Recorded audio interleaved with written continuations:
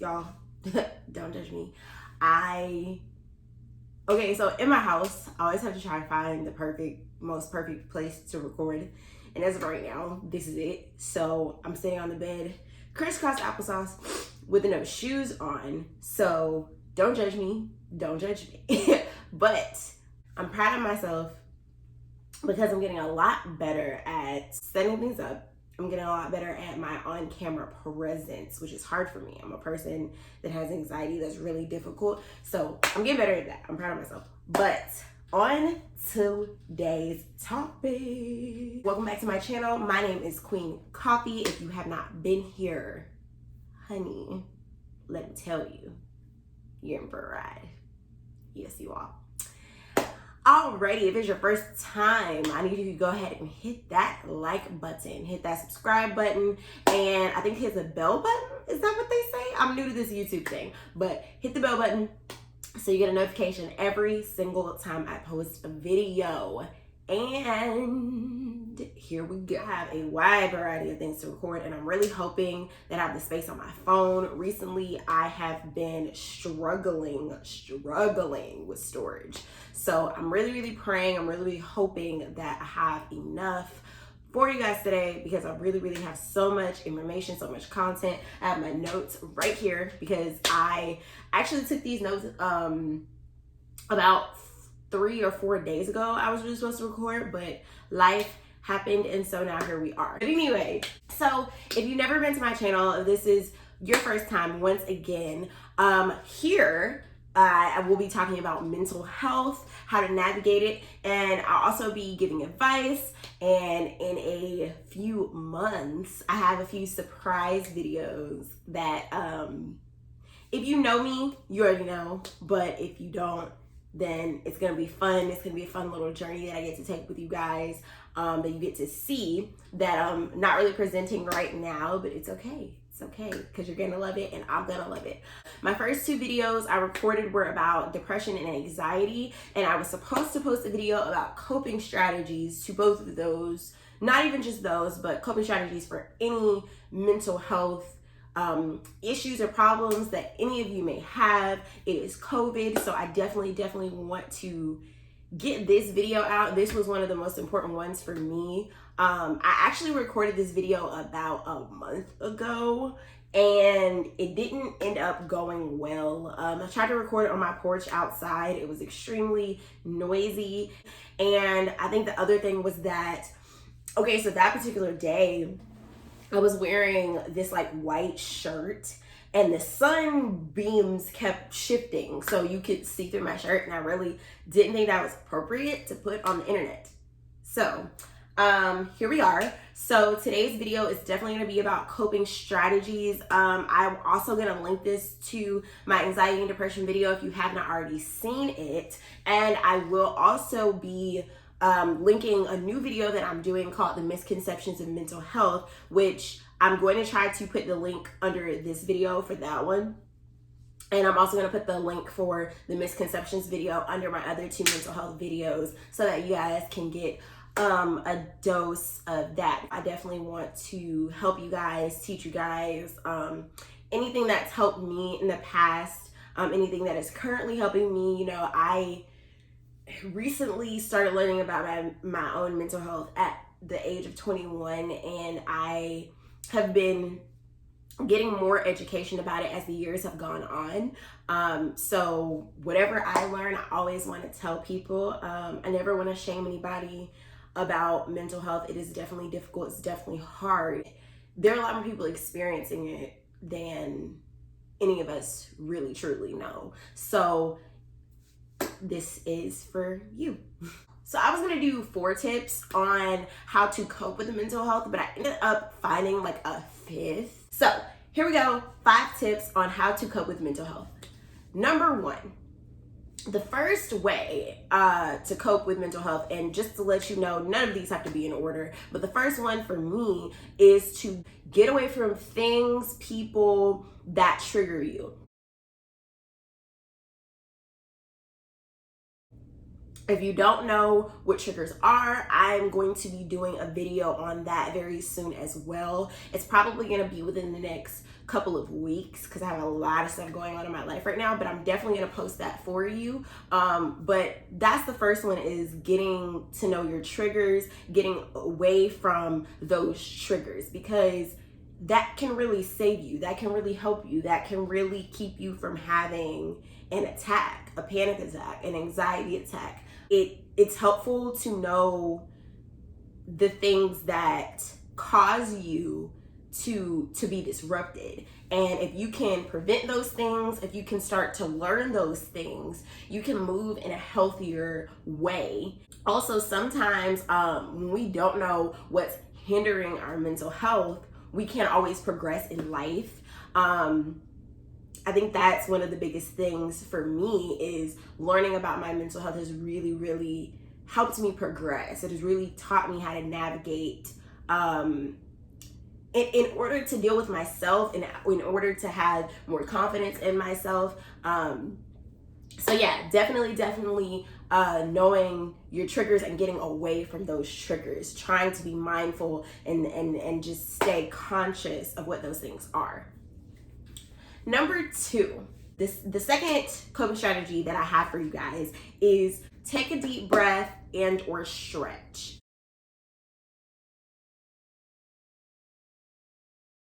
It is really important when you are having an attack to take a deep breath.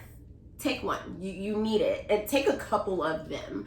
I know that's easier said than done, so I'm not gonna sit here and be like, yeah, it's just simple, just take a deep breath. Like, no. When you are in the midst of being triggered, it is not the easiest thing in the world to breathe. Breathing is actually really hard. As natural as breathing is to us, when we are encountering something, when we are angry, when we're anxious, when we're depressed, when we're if you're someone that experiences PTSD, it is not the easiest thing in the world to just stop and breathe. Your brain really isn't thinking. Your body's reacting because you're under a form of stress, is what I personally would call it. And so you're not thinking, oh yeah, I should breathe right now. But what I will say is that if you practice breathing, whenever you do feel these things, whenever you feel that rise within you, to practice it, it will get easier to do. It will get easier to remember every time you have an attack. I say that because love him, God love him, my boyfriend practices this with me whenever I feel anxious, and when I'm feeling the most anxious. He actually has begun to realize it. I educated him about my mental health, and he is starting to realize when I get anxious a lot faster than I am nowadays. And I'm like, wow, it's crazy, but he does. And he'll stop and he'll take my hand and he'll breathe with me, and he'll be like, babe, you just need to take a deep breath. Even if he's not near me, we're on the phone, he's like, baby, you need to stop, you need to breathe. And it doesn't matter what we're talking about, it doesn't matter what's going on. If it's something that is causing me to get that rise, he's like, hey, breathe, take a deep breath. We're not going to continue anything until you breathe.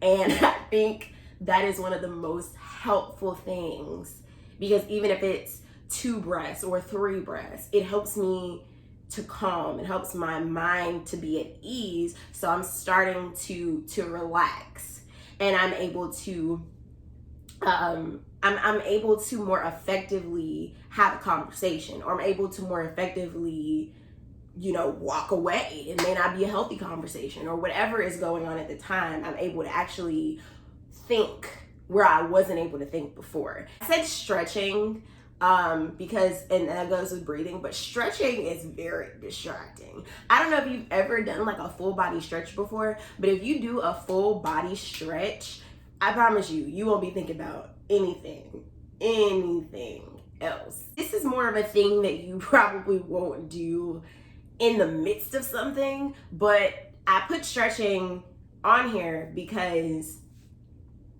stretching is something you can do in the morning and at night. So it kind of starts your day off with you being focused on something and you being ready to go. It's more of a preventative measure. It's not so much an in the moment type thing that you can do, because in the moment you're not going to be thinking about stretching. You're not. But you can do it at night, you can do it in the morning, and it kind of relaxes you, eases your mind, so that you have a way to at least pre-ease yourself in a way. So this leads me to my third point. Do something that calms you down.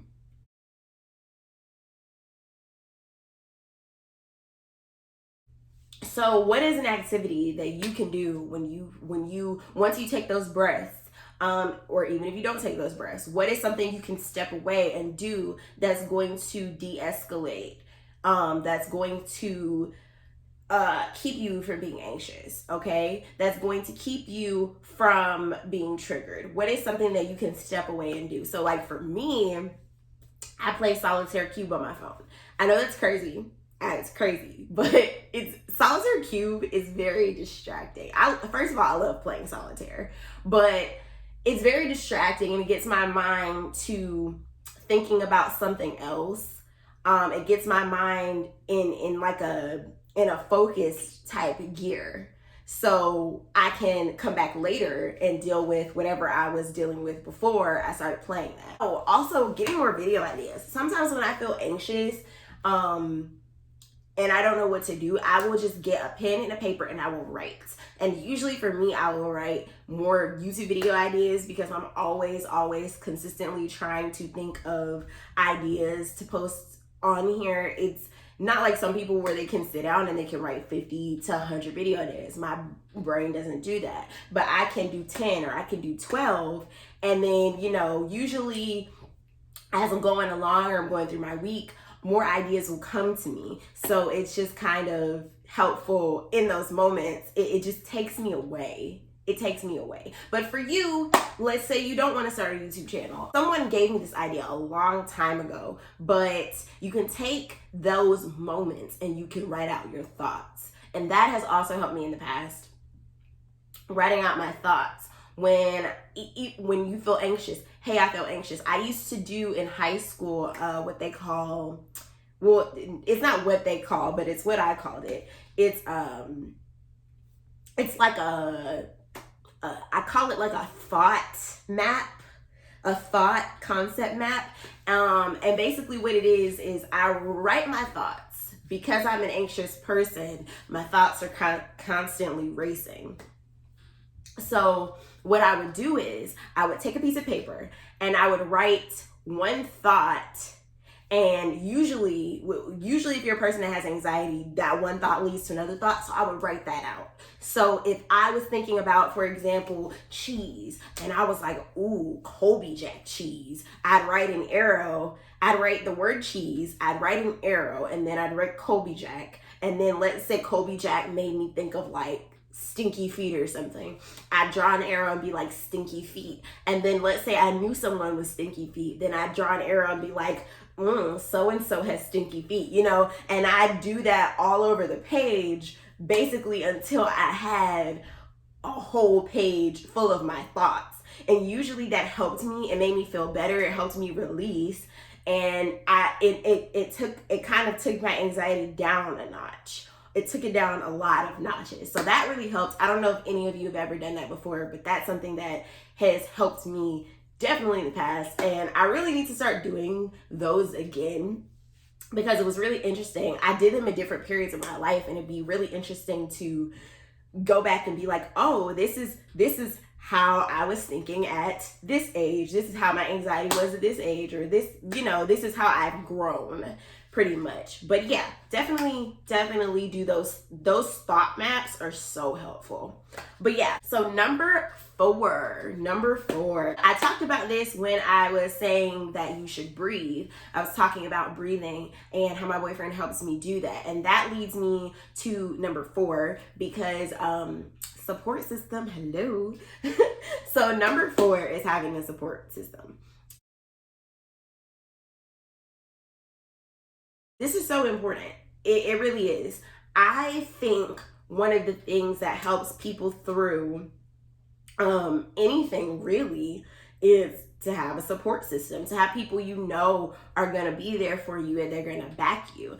In some people's cases, they don't always have family. I usually say to have family as a support system, but everybody does not have family, okay? Everybody does not have blood that they can go to and that can help them. So go to your friends or your coworkers, whoever you feel that you can trust. There has to be somebody. If you don't trust anybody necessarily that you're friends with or that you're family with, go to your therapist if you have a therapist. You know, if you don't have anything in life, you have to find one person that you trust. One. And I say that because I'm not saying that you need to go tell everybody your business or broadcast it, but we're humans, and humans, we're just not designed to be by ourselves. So find one person that you trust. You're not, one thing my parents, both my mom and dad, told me a long time ago is you're not gonna have a million friends. And I took that and I accepted it. And it's the truth. I don't have a million friends. I have 2 best friends, and then I have, well, if you include my boyfriend, 3 best friends, but I have them, and then I have like a small circle that I've basically known since the beginning of college, and I've kept those same circle of friends. So yeah, you don't have a ton of people that you're just gonna be like, yeah, I have like 15 friends. Like, no, that's unrealistic. But if you have one person or 2 people, because even in the little circle that we have, there are people who are closer to other people or feel like they can trust certain people more, they can talk to those people more, and that's okay. You know, nobody's mad about it. Everybody understands it because it's normal. So definitely find one person you can trust, if nothing else. The last one. Oh my God, it's been 20 minutes. Yo, I was talking, this is why I love recording YouTube videos. I get so happy and so excited to record these, but I didn't realize 20 minutes had gone by. That is utterly crazy. But my last tip, which is number 5, is be open about mental problems or mental health. Be open about it. Let people know. Maybe you don't have to tell every single person, but definitely let people know. And I got this from one of the girls that I want to say her name, but I don't want to put her on the spot, but she's so wonderful. She's so amazing. I used to call her my anxiety partner because she also had anxiety, and our last few years of college, I think that she was one of the people that really helped me and really got me through a lot of stuff. God, I love her. I'm just gonna say her name. I'm gonna shout her out. Her name is Taylor. She's wonderful. She's beautiful. But she is the person that taught me that you have to be open about your mental health because it diffuses it. It instills confidence in you because it's a part of who you are. If you want to be fully self-aware, I think you have to be open about if you have depression or if you have anxiety or if, you know, other things are going on with you. There are tons of people that go through these things and they never tell a living soul. You know, I've had people who've told me that they've been depressed for years and they never said anything to anybody, you know, and that's not good. It really helps you to grow and truly be within yourself to acknowledge these things and get help or get therapy or whatever route you have to do, get medication or get, you know, a support system or write a journal or whatever you have to do to resolve those things. I think one of the things that Taylor said, which made me really realize that I had to be more open about my anxiety, was she said this Harry Potter quote, and it was dang, I'm gonna put it below because I don't remember it verbatim. In Harry Potter, no one ever said Lord Voldemort's name because they were so afraid, like, oh my God, if I say his name, he's gonna appear and he's gonna kill me. And Harry Potter was like the only person that wasn't afraid. People will always say, he who shall not be named. And Harry Potter would be like Lord Voldemort. Like, he gave no F's. Like, he didn't care at all. And that's how you should feel about if you have mental issues. That's how you should feel about it. Don't be scared to say it. And I say that to say that if you're going to be open about it, you know, you shouldn't be using that as a ploy to manipulate people. You should be using it as a platform because there are other people who don't want to speak up, who are scared to speak up. There are people who don't have a way to cope. They don't know what to do. And so you can be that voice, or just saying it so that it's out there, so that you are able to just not feel